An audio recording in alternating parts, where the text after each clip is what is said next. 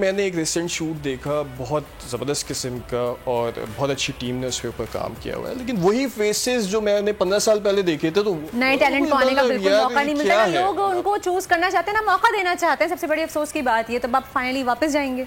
بالکل واپس جاؤں گا. اوبیسلی یہاں اکنالجمنٹ نہیں ہے، کام کی قدر نہیں ہے، میرا ٹیلنٹ ہے، میری اتنی اچیومنٹس ہیں، اس کو مجھے آگے یوٹیلائز کرنا ہے. میں نے یہ سوچا تھا شاید میں اس فیلڈ کے اندر آ کے جو ینگ ٹیلنٹ ہے ان کو گائیڈ کروں گا، بتاؤں گا چیزیں کہ کس طرح سے پروفیشن لے کے چلا جا سکتا ہے. لیکن انفارچونیٹلی یہاں پہ کوئی ایسا پلیٹ فارم ہے نہیں میرا. اویس تھینک یو سو مچ کی مدد سے ہم نے آج ایک بہت امپورٹنٹ ایشو اٹھایا ہے کہ میل ماڈلنگ انڈسٹری میں جس طریقے سے ہم جنس پرستی کو پروان چڑھایا جا رہا ہے کہ اگر آپ نے میل ماڈل بننا ہے، بڑا میل ماڈل بننا ہے، تو آپ نے میرے ساتھ یہ غلط فیل کرنا ہوگا. یہ وہ الفاظ ہوتے ہیں جو مختلف میل ماڈلز کے کوارڈینیٹرز فورس کرتے ہیں اور کہتے ہیں میل ماڈلز کو کہ آپ آئیے ہمارے ساتھ ایک رات گزاریے، پھر دیکھیے میں آپ کو کتنا بڑا میل ماڈل بناؤں گا. اٹس ویری سیڈ اور شرم کی بات ہے، افسوس کی بات ہے کہ ہماری ماڈلنگ انڈسٹری، ہماری فیشن انڈسٹری، ہماری ڈیزائنر انڈسٹری سب ملے ہوئے ہیں.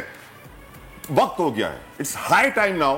اٹھ جاؤ، ہوش کرو، اس گندی عادت کو، اس گندی لت کو، اس برائی کو ہمارے معاشرے سے ختم کرو اور اس انڈسٹری سے خارج کرو. Very sad Warda, I think بہت ہو گیا، اب مزید ایسے نہیں چل سکتا. طلحہ مجھے ابھی بھی بڑے افسوس کے ساتھ یہ کہنا پڑا ہے، ہم کتنا ہی کچھ یہاں بیٹھ کے بولیں، ہم کتنا ہی کچھ یہاں پہ کہہ لیں، اثر تو کچھ ہونا نہیں ہے نا. اللہ میں امید ہے، لیکن ہاں یہ ہے کہ ہم امید ہے کہ اللہ تعالیٰ یہاں بھی کچھ شعور دیتے لوگوں کو. سبسکرائب کریں اور بیل دبائیں تاکہ کوئی خبر رہ نہ جائے.